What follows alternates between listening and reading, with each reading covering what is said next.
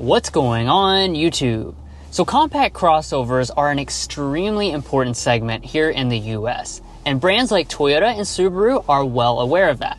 That's why they've invested heavily into their new products in this segment, the Forester and RAV4.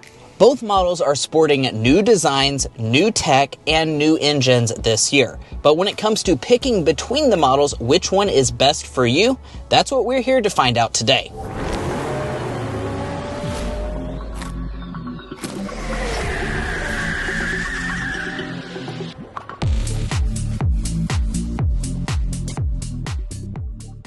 To show off these models with all they have to offer, we are showcasing the fully loaded trims in today's comparison, Limited and Touring.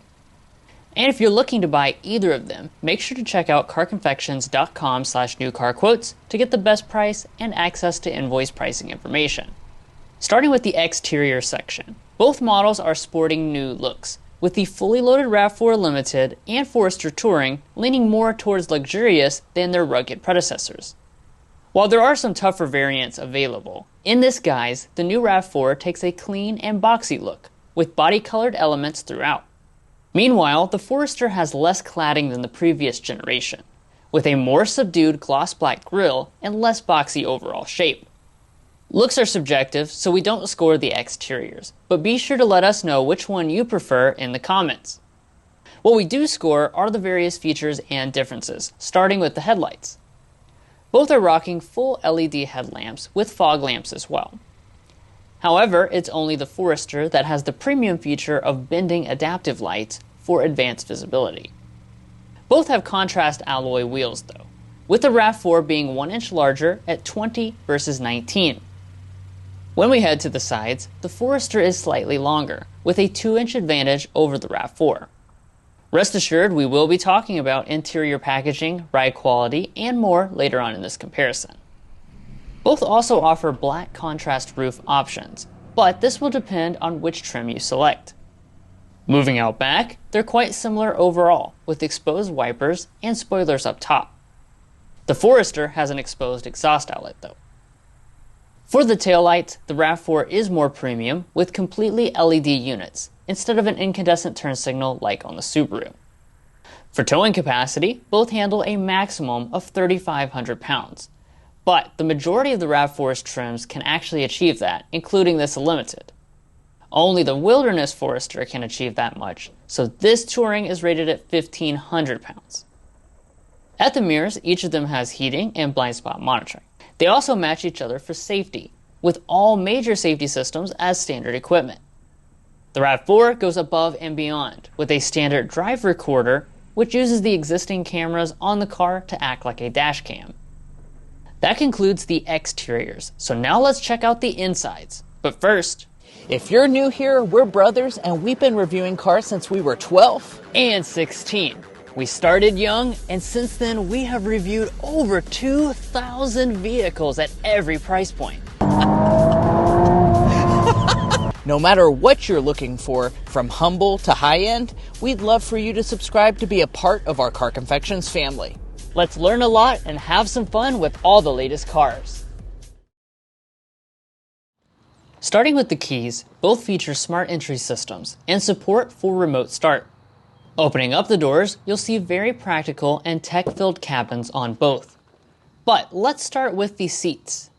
The RAV4 seats are wrapped in Softex faux leather, but the Forester has the real deal for its seats, Nappa leather, one of the industry's best quality leathers. Both have 10 ways of adjustment, heating, ventilation, and memory. Once inside, we can discuss the broad category of material quality, which will divide into solidity and material selections. The Forester leads the way in both categories, where it uses softer, solid-feeling, and more visually diverse materials that fit together better than the RAV4's new cabin. It will receive both points here.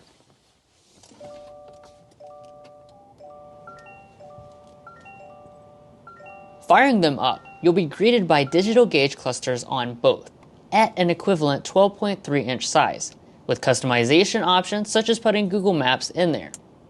As equipped, neither has a head-up display, so the digital clusters will have to suffice.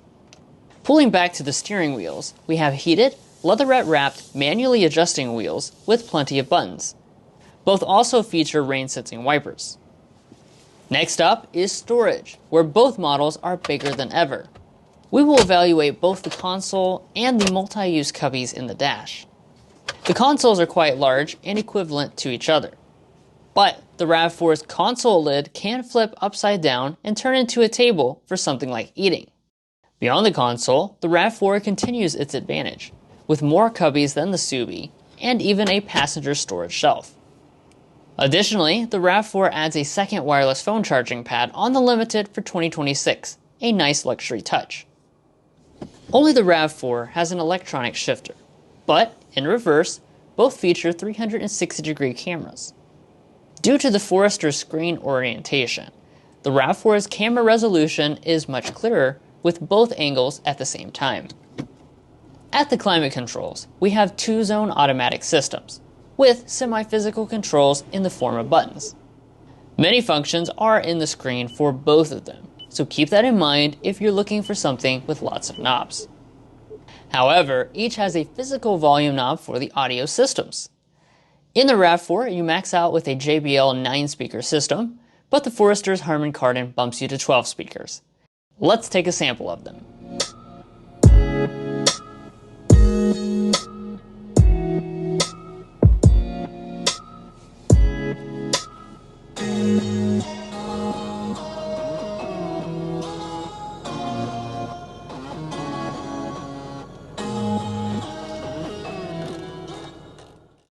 The Forester system is one of the segment's finest, and it will get the point here. Now let's look at the in-car technology, starting with the screens. When it comes to size, the RAV4 has a 10% advantage, with a maximum 12.9 inches over the Forester's 11.6 inches.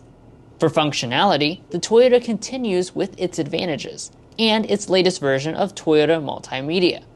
This means the software is much smoother, faster, and more customizable than the older Subaru system. Both feature wireless CarPlay and Android Auto with built-in navigation.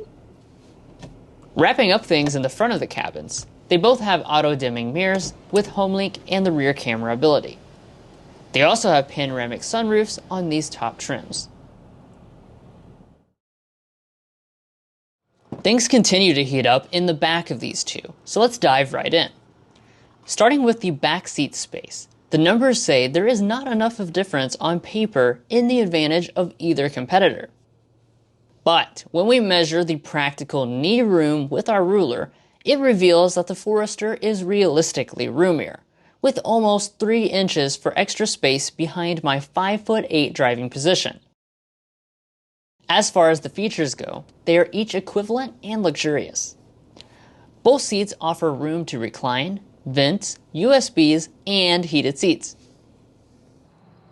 Out back, both models have hands-free tailgates to access the cargo areas. Earlier, we discussed that the Forester had a 3-inch length advantage, but the RAV4's packaging actually has the advantage. Behind the second row, it has a whopping 30% advantage, though the maximum spaces are almost identical. Keep this in mind if you often road trip with the back seats occupied. While Subaru has handy cargo handles to fold the seats easily, it's only the RAV4 with a spare tire as equipped.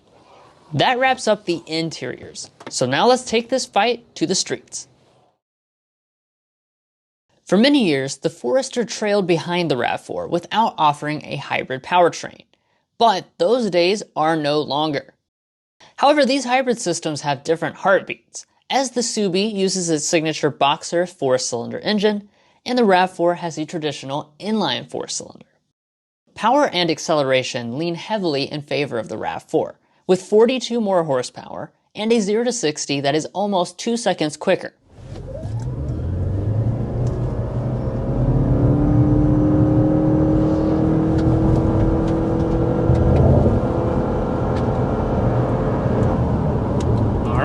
And that was 60 miles per hour. So, let's kind of recap a little bit about what we discussed in terms of the powertrain situation in part 1 of the video. So this, of course, is a hybrid system, but what's important about it, you have 14 more horsepower, so that's a big thing right from the start. This is a hybrid system that was kind of co-developed with Toyota. That being said, unlike Mazda's situation where they really just borrowed the RAV4 hybrid system, this is really a completely different thing. They've just used a select few components, but it is a Subaru through and through.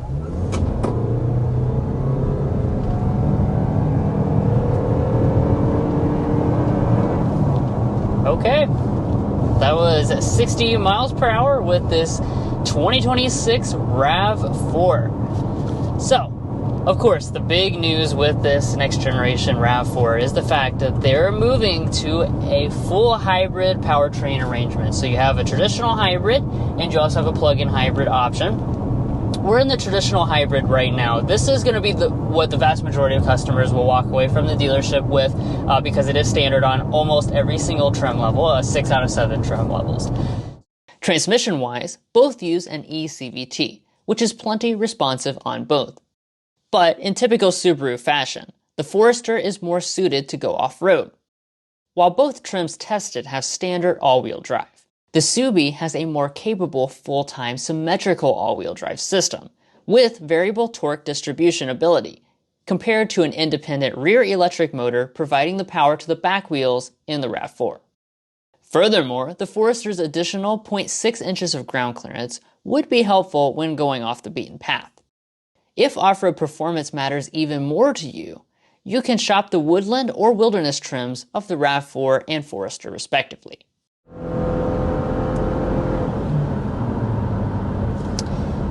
As you probably noticed, as I accelerate, this has an eCVT, so a little bit different than the traditional CVT, but the overall performance will be, pretty much the same. Yeah, and as far as how power is routed to the ground, as expected, like Drew said, we have a symmetrical all-wheel drive system. So that's really the huge thing with this Forester hybrid, is that they have not compromised its off-road credibility with this hybrid system. Now, for those of you that are not familiar, some of the rivals, like the Toyota RAV4, have an electronic all-wheel drive system. So basically what it is the engine powers the front wheels, there's an electric motor in the back that gives you all-wheel drive. However, it's not a mechanical all-wheel drive system like this symmetrical setup on the Forester. Now, of course, in terms of the transmission situation, this is an eCVT, which is typical for Toyota's hybrid system. Now let's discuss ride quality and handling. While neither of these crossovers are backroad champs, ride quality is where they truly shine. Both soak up road imperfections with ease, even on the rough roads that both were driven on. We would give the slightest edge to the Subi with the extra cush in its suspension and smaller wheels.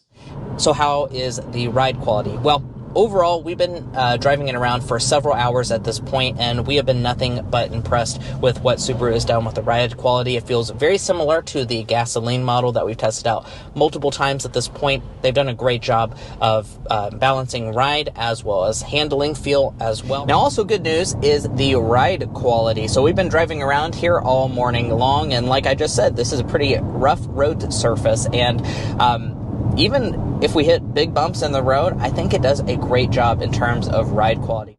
Sound insulation is also important, which is why we take sound level readings of every vehicle we test here at Car Confections. Scientifically speaking, most adults cannot discern a difference of less than 1 decibel between sounds. Based on our initial testing in different states, the Forester has the potential to be quieter, but for now we cannot officially score this matter.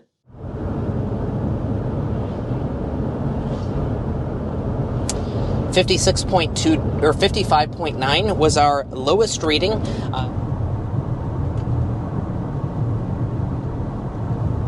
58.7 decibels is the number that we have settled in at. Finally, let's talk about the all-important aspect of fuel economy.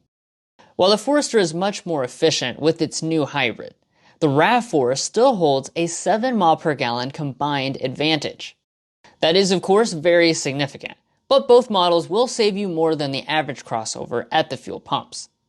Something worth noting for those not yet ready to adopt a hybrid yet, the RAV4 is hybrid only, while the Forester offers the choice of a gas-only engine. In our reviews and comparisons, we're also adding in reliability and resale information to give you a better picture of the overall value beyond just the original MSRP. Beginning with reliability, we developed the Combined Reliability Index, which takes into account several studies from trustworthy sources and combines them in a way that gives you a more realistic picture. In this respect, these are some of the strongest brands money can buy. Subaru is rated 11 slots above the industry average, giving it plus 2.2 points. And Toyota is 15 slots above average, giving it 3 points. Related to that, we have the same general warranty coverage, but Toyota offers the perk of complimentary maintenance for 2 years. We also put Mason's economics degree to work to develop a detailed predicted resale value tool. After 5 years and 60,000 miles, Toyota has one of the highest resale values in the entire auto industry. It's 64.5% of expected retained value. Subaru is not far behind with 63.03% after 5 years and 60,000 miles. This will give the Toyota a slight boost in score of 0.2 points. Now let's talk about pricing. Both models will push the budget when it comes to the equipment we have today. The RAV4 has one of the highest MSRPs in the segment, and the upgrade to the Forester hybrid is quite costly as well. This means they'll be neck and neck at over $45,000. With only $780 between these two today, there will not be a notable value difference between them. We want to emphasize that if reliability, resale value, or money matters less to you personally, feel free to disregard these points. So there you have it, the objective winner. Do you agree? Let's go through some strong areas of each product so you can figure out which one might be your personal winner. So the Forester should probably be your personal winner if you're looking for the nicer interior quality as well as the nicer seat material, and also if you really need the most capability from your all-wheel drive system. Now, the RAV4 on the flip side should be your choice if you want the best fuel economy. It is better than the Forester. Also, it has more cargo space and second row space, and it has a couple feature advantages as well, such as the screen size, the dual wireless phone chargers, and things like that. Now, speaking of these areas where one is excelling over the other, we would encourage you to go to carconfections.com/vehicle rankings. We've looked at all the compact SUVs in this very competitive space and ranked them in individual categories that matter most to you. And you can see the best options in each of those categories to really make an informed buying decision.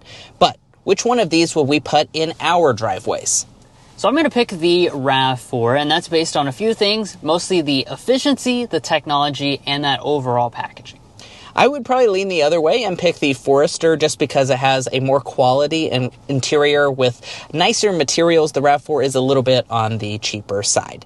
And guys, that's going to be where we wrap up this video. Hopefully you enjoyed. If you did, we'd really appreciate you subscribing down below. And if you're looking to buy either the Forester, the RAV4, or any new vehicle, we'd also like to encourage you to go to carconfections.com/newcarquotes. The reason you should do that is because we have a tool on our website that will connect you with local car dealers in your area to get you the best price. It's also going to give you access to invoice pricing information, which is a great tool to use while dealership negotiating. If you'd like to take advantage of that, as well as things like our monthly payment tool, you can find a link to that down below in our video description, as well as a pinned comment at the top of this video. And guys, thanks so much for tuning in. If you're not already a part of our family, we'd love to welcome you in. And if you're already a part, thank you so much for your continued support. We'll catch you next time as we sample more of the latest automotive delicacies.